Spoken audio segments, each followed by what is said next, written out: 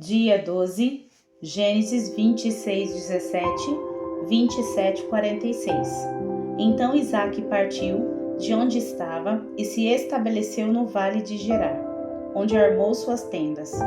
Reabriu os poços que seu pai havia cavado e que os filisteus haviam fechado, depois da morte de Abraão, e lhes deu os mesmos nomes que Abraão tinha dado. Os servos de Isaque também cavaram no vale de Gerar e encontraram uma fonte de água corrente. Contudo, os pastores de Gerar entraram em conflito com os pastores de Isaque. Esta água é nossa, diziam eles. Por isso, Isaque chamou o poço de Ezeque. Em seguida, os homens de Isaque cavaram outro poço, mas novamente houve conflito por causa dele. Por isso, Isaque o chamou de Sitná. Isaque abandonou esse poço e mandou cavar outro mais adiante. Dessa vez, ninguém discutiu por causa dele, de modo que Isaque o chamou de Reobote, pois disse: finalmente, o Senhor criou espaço suficiente para prosperarmos nesta terra. Dali, Isaque se mudou para Berseba, onde o Senhor lhe apareceu na noite de sua chegada, e disse: Eu sou o Deus de seu pai Abraão. Não tenha medo, pois eu estou com você e o abençoarei. Multiplicarei seus descendentes e eles se tornarão uma grande nação. Farei isso por causa da minha promessa a meu servo Abraão. Isaque construiu ali um altar e invocou o nome do Senhor. Armou acampamento naquele local e seus servos cavaram outro poço. Certo dia, o rei Abimeleque veio de Gerar com Alzate, seu conselheiro, e com Ficol, comandante do seu exército. Por que vocês vieram? Perguntou Isaque. É evidente que me odeiam, já que me expulsaram de sua terra. Eles responderam: Podemos ver claramente que o Senhor está com você. Por isso, queremos fazer com você um acordo, sob juramento, uma aliança. Jure que não nos fará mal, assim como nós nunca lhes fizemos mal. Sempre o tratamos bem e o despedimos em paz.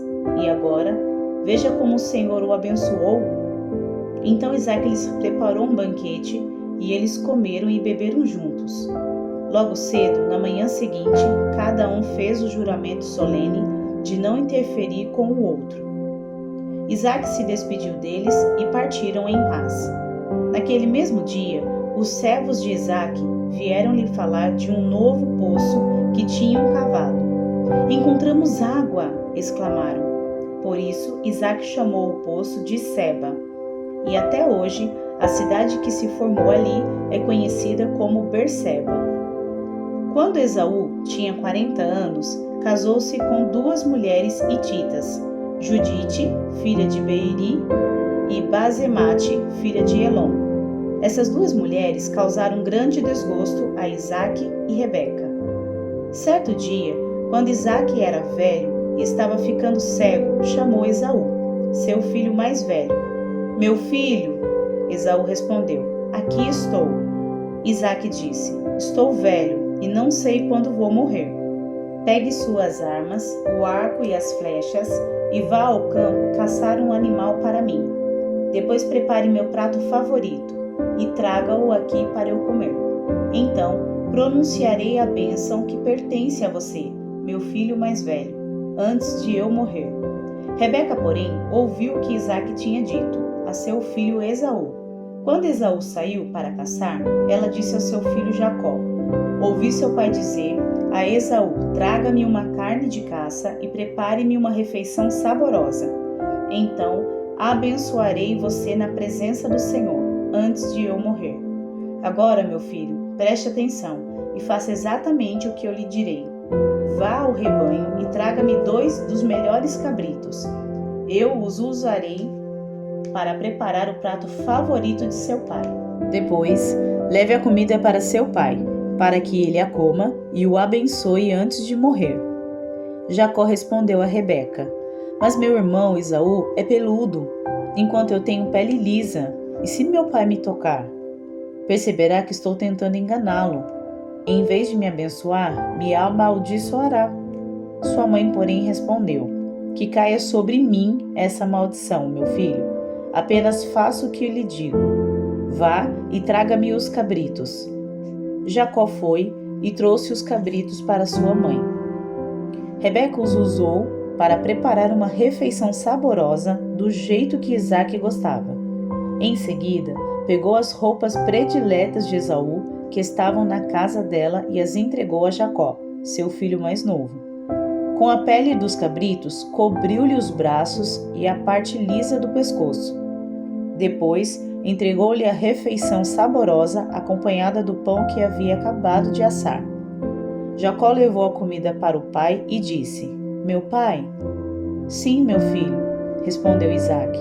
Quem é você, Esaú ou Jacó? Jacó disse: Sou Esaú, seu filho mais velho. Fiz o que o senhor mandou. Aqui está a carne de caça. Sente-se e coma, para que me dê sua bênção. Isaque perguntou: Como encontrou a caça tão depressa, meu filho? Jacó respondeu: O Senhor, seu Deus, a colocou no meu caminho. Então Isaque disse a Jacó: Chegue mais perto, para que eu possa tocá-lo e ter certeza de que você é mesmo Esaú. Jacó se aproximou do pai, e Isaque o tocou e disse: A voz é de Jacó, mas as mãos são de Esaú. Não o reconheceu, porém, pois as mãos de Jacó estavam peludas, como as de Esaú. Assim, Isaque se preparou para abençoar Jacó. Mas você é mesmo meu filho Esaú? Perguntou ele. Sim, eu sou, respondeu Jacó. Então Isaque disse: Agora, meu filho, traga minha carne de caça. Depois que comer, eu lhe darei a minha bênção. Jacó trouxe a comida para o pai e Isaque comeu. Também bebeu o vinho que Jacó lhe serviu. Por fim, Isaque disse a Jacó: Aproxime-se, por favor, e dê-me um beijo, meu filho. Jacó se aproximou e o beijou. Quando Isaque sentiu o cheiro das roupas, finalmente abençoou o filho e disse: Ah, o cheiro de meu filho é como o cheiro do campo, que o Senhor abençoou. Do orvalho do céu e da riqueza da terra, Deus lhe conceda fartas colheitas de cereais e vinho novo de sobra, que muitas nações o sirvam e se curvem à sua frente, que você seja o Senhor de seus irmãos, e os filhos de sua mãe se curvem à sua frente. Todos que o amaldiçoarem serão amaldiçoados, e todos que o abençoarem serão abençoados. Assim que Isaque terminou de abençoar Jacó, e logo depois de Jacó ter saído da presença de seu pai, Esaú voltou da caçada, preparou uma refeição saborosa, levou-a para seu pai e disse: Sente-se, meu pai, e coma da minha caça, para me abençoar. Isaque lhe perguntou: Quem é você? Ele respondeu: Sou Esaú, seu filho mais velho. Isaque começou a tremer incontrolavelmente e disse: Então quem me serviu a carne de caça? Acabei de comê-la pouco antes de você chegar, e abençoei quem a trouxe. Essa bênção deve permanecer. Quando Esaú ouviu as palavras do pai, soltou um forte grito amargurado e suplicou: Ah, meu pai, e eu? Abençoe-me também. Mas Isaque disse: Seu irmão esteve aqui e me enganou. Levou embora a bênção que pertencia a você. Exclamou Esaú. Não é de admirar que ele se chame Jacó, pois é a segunda vez que me engana. Primeiro, tomou meus direitos de filho mais velho, e agora roubou minha bênção. O Senhor não guardou uma bênção sequer para mim? Isaque disse a Esaú: Fiz de Jacó o seu senhor, e declarei que todos os irmãos dele o servirão. Garanti a ele fartura de cereais e vinho. O que me resta para dar a você, meu filho? Esaú suplicou: Por acaso o Senhor tem apenas uma bênção? Ah, meu pai, abençoe-me também. Então Esaú chorou em alta voz. Por fim, seu pai Isaque lhe disse: Você viverá longe das riquezas da terra e longe do orvalho do alto céu. Viverá por sua espada e servirá a seu irmão. Quando, porém, conseguir se libertar, sacudirá do pescoço esse jugo. Daquele momento em diante, Esaú passou a odiar Jacó, porque seu pai o havia abençoado. Começou a tramar: em breve meu pai morrerá, então matarei meu irmão Jacó. Quando Rebeca soube das intenções de Esaú, mandou chamar Jacó e lhe disse: ouça, Esaú se consola com planos para matar você.